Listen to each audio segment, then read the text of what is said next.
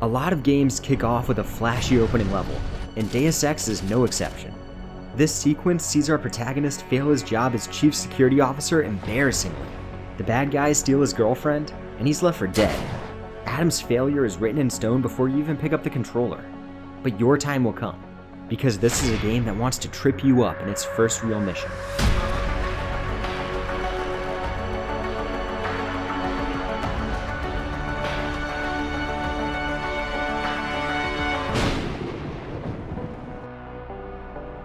The game proper starts when it drops you in Seraph Industries.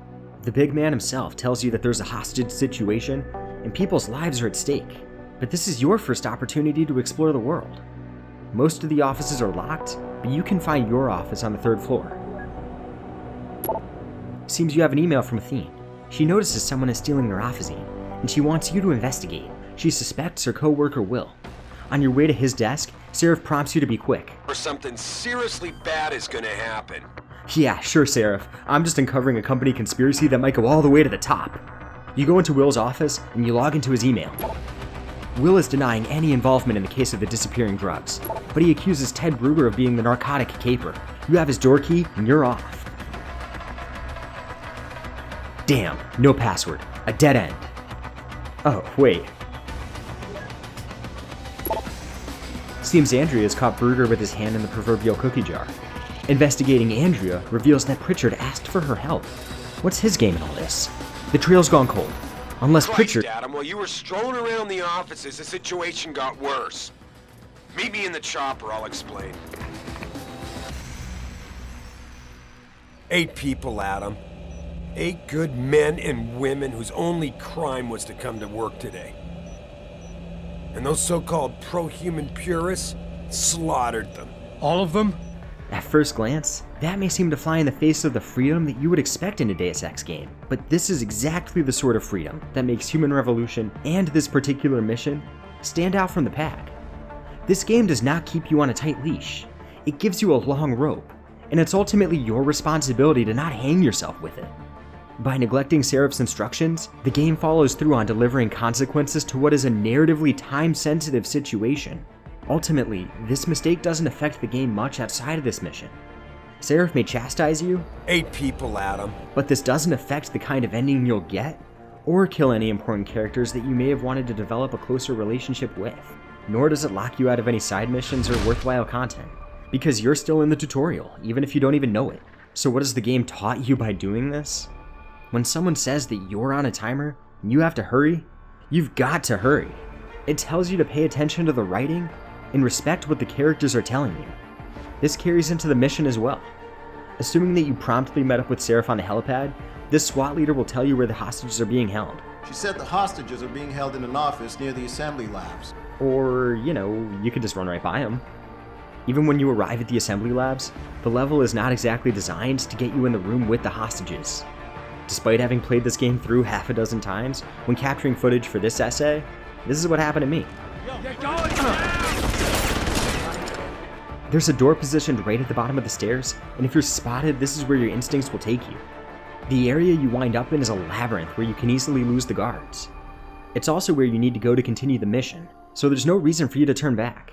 If you're the kind of player that likes to explore every nook and cranny, and you would go back, you're likely the kind of player that already lost their hostages because you took too long investigating the Thievious Neuropozynous. If you're someone that ignores the story to explore, dead. And if you're someone just scraping by, following objective markers, dead.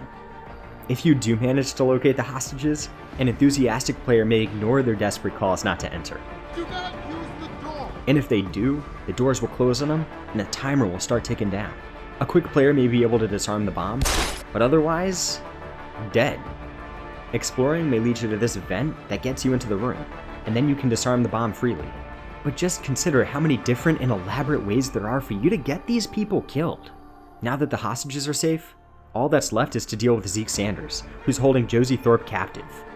The first way to screw this up is to notice this option. Let Zeke go. Why would anyone pick that? It doesn't make any sense unless... What if I'm missing something? What if Zeke is undercover with the purists, and he's so close to unraveling the whole thing? Maybe letting him go is the best call, even if I haven't picked up on why. So let's see it, Zeke. No!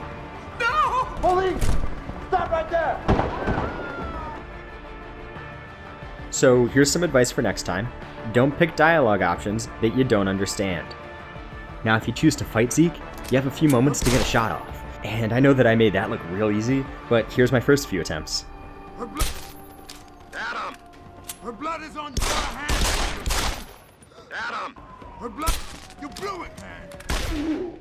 Adam! My point is, this isn't exactly a safe option either. Talking to Zeke can get you the outcome where you save Josie and let Sanders escape, but you also risk Zeke leaving with Josie and the same tragedy as before. At the end of this mission, I'm willing to bet that at least 2/3 of players let their hostages die or fail to save Josie. At least without save scumming or anything. The purpose of this mission is to make you respect the game. It's to indicate that all the details are important. You have to listen when characters are talking, as what they're saying will often help you in completing your task. You have to be cautious and pay attention to what the environment is telling you. The game won't ask you if you're really sure when you make a dialogue choice, so make sure that you know what that choice means. And you can't always be confident that you can defuse a conflict by force. All of this is a primer for the rest of your journey through human revolution. You'll see these lessons crop up again involving Malik and the biochip. But the fact is, the game doesn't really go this far ever again. And I wish it did. But regardless of that, this mission does affect how players will approach the rest of the game from here on out. The player's attention is drawn to their shortcomings, and they'll be focused for the rest of the game on not making the same mistakes again. We know that teaching through failure is really effective in games, but Human Revolution takes it a step further. It is the confidence to let you fail at things that it deems important in a Deus Ex game.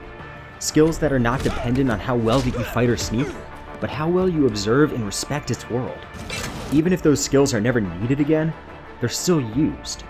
This mission makes the rest of the experience seem more reactive and more immersive than it really is. Human Revolution is bolstered up by its first mission, and I want it to get the recognition that it deserves. Thanks for watching.